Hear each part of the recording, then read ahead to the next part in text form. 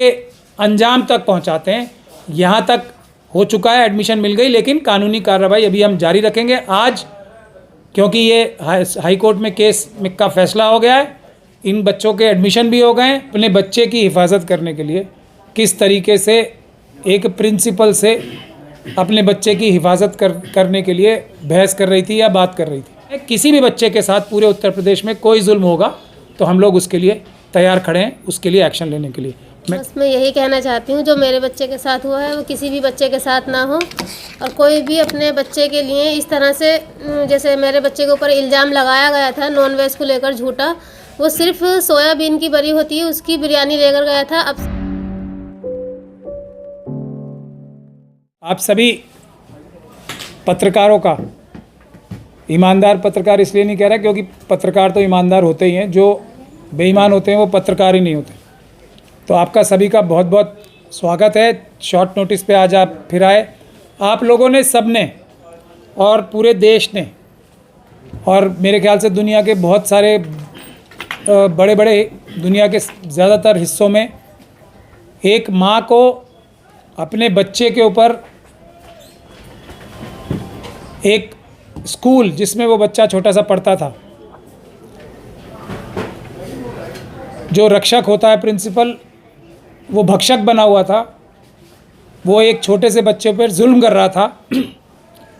उस जालिम से, उस जुल्म करने वाले से आप सभी लोगों ने एक वीडियो देखी थी 3 सितंबर 2024 की, कि एक माँ अपने बच्चे की हिफाजत करने के लिए किस तरीके से एक प्रिंसिपल से अपने बच्चे की हिफाजत करने के लिए बहस कर रही थी या बात कर रही थी। जिस बहादुरी का उन्होंने, उस माँ ने मिसाल कायम की, वो अमरोहा की उस बहादुर आवाम का, जो अमरोहा एक जगह है यूपी में, वहाँ की, हालांकि देश में ज़्यादातर लोगों में बहादुर आवाम ही होती है, लेकिन अमरोहा की जो बहादुर आवाम है, उस आवाम का एक छोटा सा नमूना है ये माँ, उस बच्चे की माँ जो मेरे राइट हैंड साइड पे बैठी हुई हैं और मेरे लेफ़्ट हैंड साइड पे उसके वालिद बैठे हुए हैं। ये दोनों उस चीज़ की मिसाल हैं कि अगर संविधान के हिसाब से, बहादुरी से और ईमान से कोई काम किया जाए तो उसमें हमेशा जीत और सफलता मिलती है, चाहे जो जालिम हैं, जुल्म करने वाले हैं, कितने ही ताकतवर, कितने ही बड़े क्यों ना हो, भले ही वो बड़े बड़े ओहदों पे भी बैठे हों। इस केस से एक और भी चीज़ निकल के आई है कि जो सारे कमज़ोर तबके हैं, शेड्यूल कास्ट, शेड्यूल ट्राइब, मुस्लिम, सिख, क्रिश्चियन, बौद्ध और ओबीसीज, उनके अंदर जो आरएसएस और बीजेपी के एजेंट्स, दलाल हर जगह बैठे हुए हैं, जो मजलूमों को मिसगाइड करते हैं, हाईजैक करते हैं और उनको गुमराह करते हैं और उनको कानूनी और संवैधानिक लड़ाई लड़ने नहीं देते। अगर उन दलालों की, उन आरएसएस के एजेंट्स की बात नहीं सुनी जाएगी तो कोई भी मजलूम अपनी लड़ाई लड़ने में खुद ही सक्षम हो जाएगा और कोई ना कोई उनकी मदद करने भी आ ही जाएगा। लेकिन ज़रूरत इस बात की है कि अपने ईमान को पक्का रखें और बाबा साहब डॉक्टर भीमराव अंबेडकर के संविधान के हिसाब से कार्रवाई करने की ताकत और हिम्मत रखें, और जो अपने अंदर बीच में छुपे हुए दलाल होते हैं आरएसएस और मनुवाद के, उसको पहचान के उनसे बच के चला जाए। तो ये उसकी मिसाल है।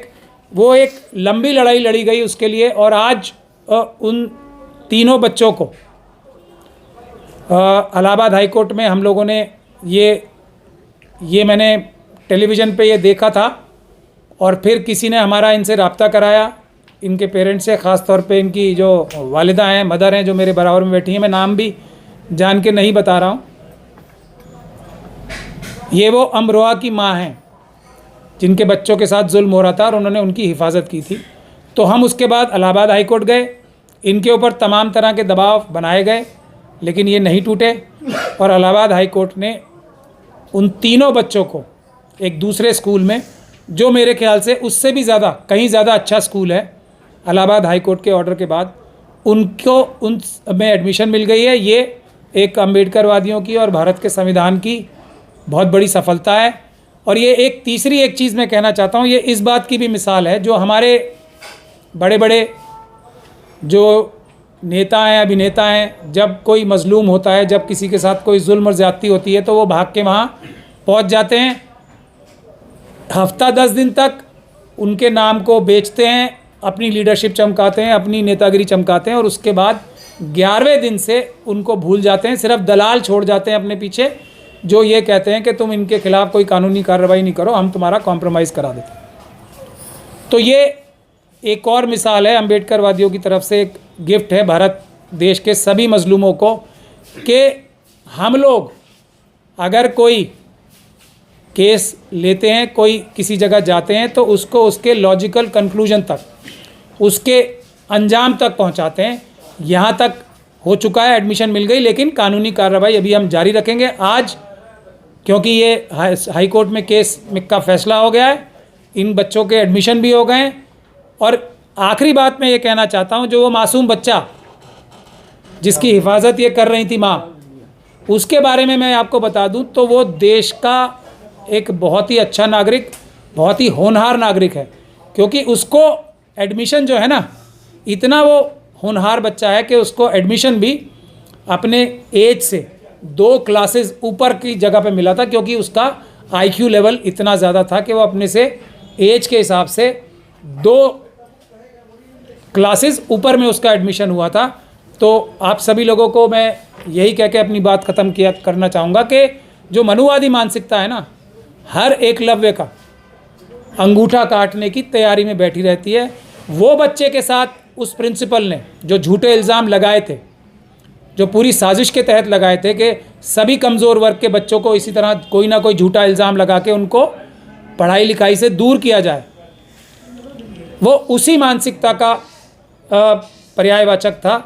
जो मानसिकता एकलव्य की जो कहानी है, जो एकलव्य की दास्तान है, उसी में जो दिखाई गई है कि जो सबसे ज़्यादा होनहार होगा, उसको हराने के लिए, उसको सिस्टम से बाहर करने के लिए उसका अंगूठा ही काट लिया जाएगा। तो मैं यही कहना चाहता हूँ आप लोगों से। आज मैंने आपको इसीलिए इनवाइट भी किया था। मैं चाहूँगा कि पहले ये 2 शब्द इनकी माँ और उसके बाद इनके फादर जो हैं, जो कहें कि ये आगे अपने लिए और उत्तर प्रदेश के सभी SC ST OBC और मुस्लिम सिख क्रिश्चियन बौद्ध के जितने भी बच्चे पढ़ रहे हैं, उनके ऊपर कोई भी जुल्म ना हो, इसके लिए भी हम लोग तैयारी रखे हुए हैं। किसी भी बच्चे के साथ पूरे उत्तर प्रदेश में कोई जुल्म होगा तो हम लोग उसके लिए तैयार खड़े हैं, उसके लिए एक्शन लेने के लिए। मैं गुजारिश करूंगा अब उस बच्चे की जो वालिदा हैं वो आपसे 2 लफ्ज़ कहें। बस मैं यही कहना चाहती हूँ, जो मेरे बच्चे के साथ हुआ है वो किसी भी बच्चे के साथ ना हो। और कोई भी अपने बच्चे के लिए इस तरह से, जैसे मेरे बच्चे के ऊपर इल्ज़ाम लगाया गया था नॉन वेज को लेकर झूठा, वो सिर्फ सोयाबीन की बरी होती है उसकी बिरयानी लेकर गया था। अब से 2 साल पहले की बात थी, लेकिन पता नहीं क्या प्रिंसिपल को मेरे बेटे से खुन्नस थी, जो भी उसको एलर्जी थी, उसने इस चीज़ का इल्ज़ाम लगाकर उसको कंप्यूटर लैब में 6 घंटे के लिए बंद करा। और बच्चा तो मेरा नॉन वेज को तो छूता तक नहीं, वो तो खाता तक नहीं है। अब तक तो वो मिठाई पर ही पल रहा था, मीठा खा खा के वो इतना बड़ा हुआ है। नॉन वेज तो आज तक वो लेकर ही नहीं गया स्कूल, और ना ही हम कभी इस चीज़ को लेकर भेजते बच्चे को, क्योंकि सभी मजहब के इंसान होते हैं स्कूलों में, तो इसलिए हम नहीं चाहते कि किसी को हमारी वजह से कोई ठेस पहुँचे। तो हम सिर्फ हरी सब्जियां ही लेकर भेजते हैं बच्चों को। कभी भी हमने ऐसी चीज़ लेकर भेजा ही नहीं जिसका इल्ज़ाम मेरे बच्चे पे लगाया गया था। बच्चे को लेकर आज हम इतनी आगे तक पहुँचे हैं। आज हम अपने वकील साहब से भी मिले हैं, तो हम यही चाहते हैं कि जहाँ तक भी हमसे होगा हम इस लड़ाई को लड़ेंगे, हमें पीछे नहीं हटना है। जब तक हमारी जीत होगी हम इसको लड़ते ही रहेंगे। अब मैं इनके वालिद से भी कहूँगा वो भी आपके सामने कुछ बात रखें। मकसद ये है कि वो प्रिंसिपल कितने बड़े झूठे और मक्कार थे, ये बुनियादी बात है। कैसा झूठा इल्ज़ाम एक छोटे बच्चे पे लगा रहे थे, जो बच्चा कभी वेजिटेरियन, ज़िंदगी भर जिसने वेजिटेरियन ही खाया है, जो नॉनवेज घर में भी नहीं खाता। तो उनके वालिद से भी मैं कहूँगा आपके सामने अपनी बात रखें। मैं सबसे पहले आप ही सभी पत्रकारों का शुक्रगुजार हूँ जो आपने इस महफिल को सजाया है और सबसे ज़्यादा हमारे वकील साहब, इनके लिए तो मेरे पास शब्द ही नहीं है। इन्होंने हमें ऐसा एक रास्ता दिखाया कि जो वाकई में एक रास्ता, बहुत अच्छा रास्ता है।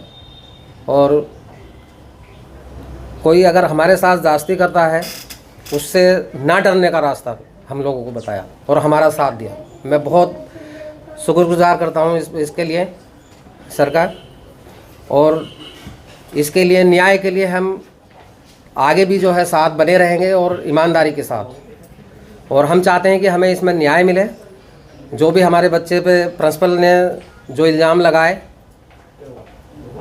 वो उसको जो है इसके लिए मात हो उसकी, और हम जीत के रास्ते पे चलें। बस इतना ही बोलना चाहता हूँ मैं। अब अगर कोई सवाल पूछना चाहेंगे तो वो पूछ लें। सबसे पहले मैं मिल्लत टाइम से कोई आया? नहीं आया? मिल्लत टाइम से कोई नहीं आया? उनको तो हमने ख़ास तौर पे इनविटेशन भी दी थी। खैर वो आजकल दूसरी लाइन पे चल पड़े हैं तो नहीं आए, कोई बात नहीं। कोई और सवाल पूछना चाहे तो पूछ लो। सर इस केस का अभी क्या स्टेटस है उसको थोड़ा सा देखिए, अभी मैं आपको ये बता दूं कि हाई कोर्ट में हमने पिटीशन डाली थी और हाई कोर्ट का ये ऑर्डर है जिसकी बुनियाद पे इनका एक उससे भी अच्छे स्कूल में जो लोकल क्षेत्र में ही है उसमें एडमिशन हो गया है। क्योंकि हाई कोर्ट ने डायरेक्शन दी थी प्रशासन को कि आपको ये एडमिशन कराना ही पड़ेगा, क्योंकि ये बहुत बड़ी ज़्यादती, इतना बड़ा अन्याय एक छोटे बच्चे के साथ आपने किया है। तो ना सिर्फ उस बच्चे का बल्कि बाकी भी बच्चे जो हैं, जो इनके परिवार के 3 बच्चे वहाँ पढ़ रहे थे, उनका तीनों का एक दूसरे अच्छे स्कूल में करा दिया गया एडमिशन। लेकिन प्रशासन का जो रोल रहा है इसमें वो बिल्कुल भी निष्पक्ष नहीं रहा है। वो जो भी इनके ऊपर दबाव बने, अभी मैं उसको खोलना नहीं चाहता हूँ क्योंकि ये लड़ाई अभी जारी है और इसको हम इसके लॉजिकल कंक्लूजन तक, यानी कि जिसने जो गलती की है, पहली चीज़ उसको उसकी सज़ा मिलनी चाहिए। दूसरी चीज़, जो बच्चे का और परिवार का जो प्रताड़ना हुई है उसकी जो कॉम्पनसेशन है, हालांकि उसकी कोई कॉम्पनसेशन हो नहीं सकती। इस बच्चे के और दूसरे बच्चों के जो दिमाग में बात, एक जो उनके ऊपर दबाव बना होगा, उसकी कोई भी कॉम्पनसेशन तो नहीं हो सकती। लेकिन फिर भी जो कानून में कॉम्पनसेशन मौजूद है वो हम ज़रूर दिलाएंगे, ताकि दूसरे सभी लोगों को पूरे देश में ये पूरी तरीके से खबर रहे कि अगर बच्चों के साथ कोई जुल्म ज़्यादती करेगा तो उसका अंजाम अच्छा नहीं होगा, बुरा होगा। ये बात हम बताना चाहते हैं। खबरों में बने रहने के लिए फोरम 4 को सब्सक्राइब करें और नोटिफिकेशन पाने के लिए बेल आइकन दबाएं।